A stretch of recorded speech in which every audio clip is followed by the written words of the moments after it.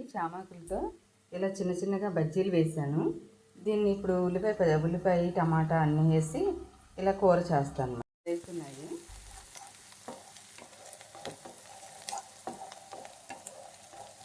ఉల్లిపాయ వేగిన తర్వాత టమాటాలు కూడా వేసి చక్కగా మగ్గనిచ్చి అప్పుడు అవి కూడా వేసేసి కొంచెం అల్లం వెల్లుల్లి వేస్తాను అన్నమాట.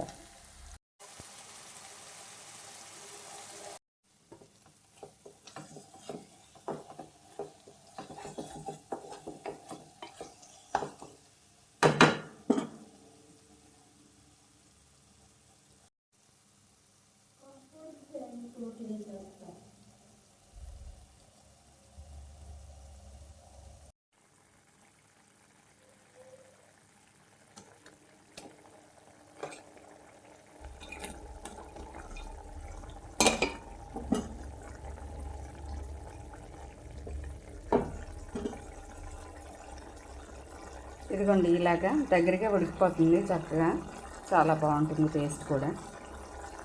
ఇదిగోండి కూర ఇలా రెడీ అయింది. చామాకులతో పకోడీతో కూర.